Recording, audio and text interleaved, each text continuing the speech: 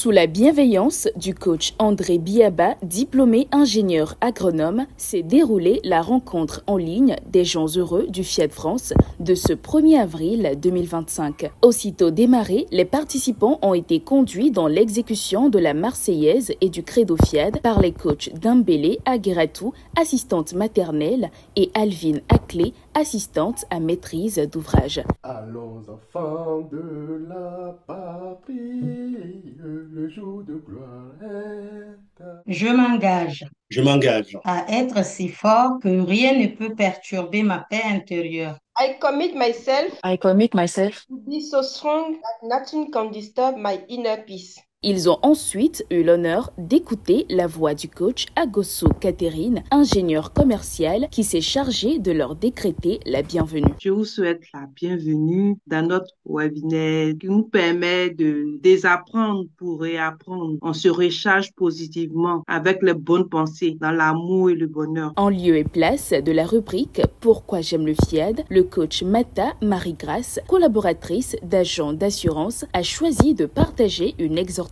J'ai postulé à une candidature pour travailler à la préfecture. J'ai été retenue. Le contrat a très bien commencé. J'arrive un matin au bureau et pour me dire le contrat ne pourra pas se poursuivre, mais les raisons n'étaient pas fondées. Je prends donc ma plume et je rédige une correspondance. Je reçois signé de la préfète qui me dit le licenciement a été abusif. Votre salaire a été maintenu. Pour vaincre la peur, il faut rentrer dans l'action. Et c'est vrai. Au programme, une exhortation a été prévue. Elle fut délivrée par le président Fiat France, coach Patrick Vignon. Si on vous demandait de mettre un éléphant dans un frigo, comment procédez-vous quand nous sommes face aux situations ou que nous souhaitons vivre les choses différemment? Arrivons-nous à reprendre notre fonctionnement d'enfant pour aborder les choses aussi simplement? Pour vivre autre chose, il faut faire autre chose. Ce fut le thème principal de la soirée qui s'est vu décrypté minutieusement par le coach Rebecca Olaïtan-Kokodé, pharmacienne biologiste.